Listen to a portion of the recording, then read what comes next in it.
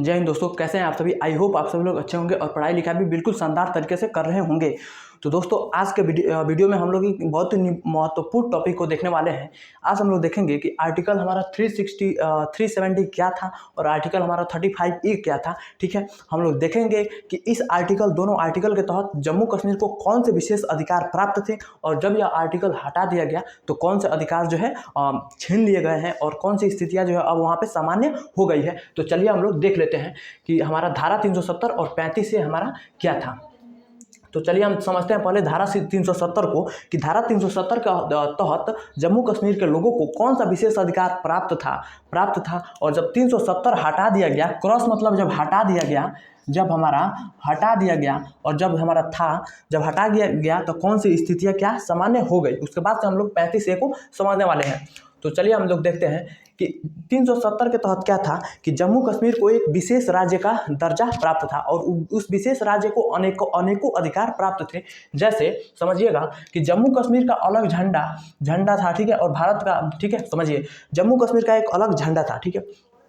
370 के तहत क्या था कि जम्मू कश्मीर जो राज्य था उसका एक विशेष झंडा होता था, ठीक है, और भारत के राष्ट्रीय ध्वज को सम्मान करना जम्मू कश्मीर वालों के लिए अनिवार्य नहीं था। वो सम्मान करे तो भी कोई बात नहीं, अगर उसका अवहेलना करे तो भी कोई बात नहीं। लेकिन जैसे ही आर्टिकल 370 को हटा दिया गया तो क्या हुआ कि झंडा क्या हो गया, समान हो गया। मतलब जो भारत का झंडा होना चाहिए वही जो है जम्मू कश्मीर का भी झंडा होगा और भारतीय राष्ट्र ध्वज को सम्मान करना जो है एकदम अनिवार्य होगा। तो समझिए कितना बुरा महसूस होता होगा जब जो है जम्मू कश्मीर भारत का अभिन्न अंग होते हुए भी भारत का वहाँ के लोग भारतीय निवासी होते हुए भी जब जो है राष्ट्रीय ध्वज का जो है सम्मान नहीं करते थे तो कैसा जो है महसूस हो रहा होगा हमारे देश को, ठीक है।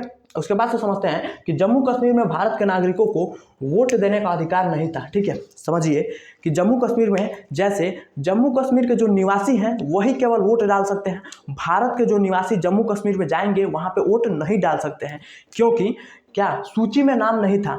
जब आप वहाँ के अस्थायी निवासी होंगे तब वहाँ आपके क्या सूची में नाम दर्ज करेगा। जब आप वहाँ के निवासी ही नहीं है तो कैसे आप वहाँ पे वोट डाल सकते हैं। लेकिन जैसे ही 370 हमारा समाप्त हुआ, सूची में नाम दर्ज हो गया, सूची में आप नाम जो है दर्ज करा सकते हैं, वहाँ के निवासी बन सकते हैं, वहाँ पे आप जमीन खरीद सकते हैं और वोट भी जो है डाल सकते हैं, ठीक है।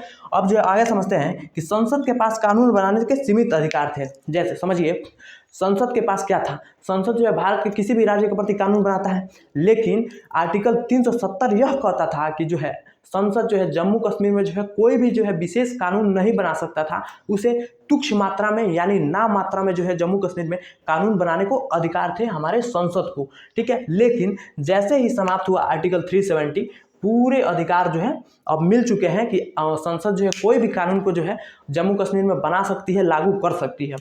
अब समझिए कि भारत के सुप्रीम कोर्ट के आदेश को मान्य नहीं करते थे। समझिए कि भारत का क्या सुप्रीम कोर्ट क्या है, सर्वोपरि है, ठीक है। कोई भी जो है न्याय वाली बात हमारा क्या सुप्रीम कोर्ट ही करता है। लेकिन आर्टिकल 370 यह कहता था कि जम्मू कश्मीर वाले क्या सुप्रीम कोर्ट के जो है जो भी आदेश होगा उसका पालन जो है नहीं करेंगे, यानी सुप्रीम कोर्ट को अधिकारों को मानने का अधिकार जो है नहीं था। और जैसे ही आर्टिकल हमारा समाप्त हुआ 370, यह मान्य हो गया कि सुप्रीम कोर्ट जो भी फैसला सुनाएगा वह सर्वोपरि होगा और जम्मू कश्मीर को भी 100% सुप्रीम कोर्ट की बातों को मानना होगा। और आगे देखिए, अब देखिए एक विशेष अधिकार था जो काफ़ी अधिक चर्चा में था कि कोई भी जो है भारतीय निवासी अदर स्टेट का होगा वह जम्मू कश्मीर में जाकर जो है अपनी जो है भूमि को नहीं खरीद सकता था। केवल और केवल जो है वहाँ के निवासी ही, जम्मू कश्मीर के निवासी ही वहाँ पे भूमि को खरीद सकते थे और वहाँ पे रह सकते थे। यह 370 जो है विशेष अधिकार दे रखा था जम्मू कश्मीर वालों के लिए। लेकिन जैसे ही आर्टिकल हमारा 370 समाप्त हुआ, अब जो है कोई भी निवासी वहाँ पे जा सकता है, जमीन खरीद सकता है, वहाँ का अस्थायी निवासी बन सकता है, ठीक है। तो आप लोग समझ चुके होंगे कि 370 आर्टिकल क्या था, कितने अधिकार वहाँ पे प्राप्त थे और जब हट गया तो कितने अधिकार जो है फिर लागू कर दिए गए, यानी किन अधिकारों को खत्म कर दिया गया। अब हम समझते हैं कि आर्टिकल हमारा 35A क्या था। देखिए 35A जो था वह क्या था, जम्मू कश्मीर वालों के लिए एक अस्थायी क्या था, नागरिकता का एक अनुच्छेद था, ठीक है, नागरिकता का एक कानून था।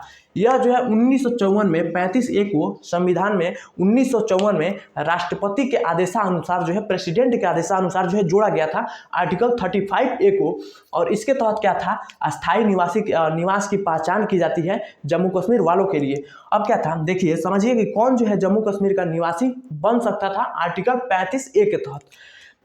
इसमें यह अधिकार बताया गया था कि 14 मई सन 1954 से पहले 54 को जो भी जम्मू कश्मीर में रहा होगा वह क्या होगा, जम्मू कश्मीर का निवासी होगा। या फिर 14 मई 1954 से पहले यानी 10 वर्ष पहले जो भी जो है जम्मू कश्मीर में रहा होगा, अर्थात जम्मू कश्मीर में उसकी कुछ संपत्ति होगी, कुछ जायदाद होगा वहाँ पे, तो वह क्या हो सकता है, 35A के तहत जम्मू कश्मीर का जो है नागरिक हो सकता है। आई होप आप लोग 370 आर्टिकल को और 35A को अच्छे तरह से समझ गए होंगे। ठीक है, तो आप इसका स्क्रीनशॉट ले सकते हैं और इसको आप देख सकते हैं। तो अगले वीडियो में हम ऐसे ही एक जो है बहुत ही इंपॉर्टेंट टॉपिक को जो है लेकर आएंगे और उसको बिल्कुल अच्छे से क्लियर करने वाले हैं। तब तक के लिए पढ़ते रहिए, मुस्कुराते रहिए और इस चैनल को थोड़ा सपोर्ट कीजिए। ठीक है, तब तक के लिए इतना ही। जय हिंद, वंदे मातरम।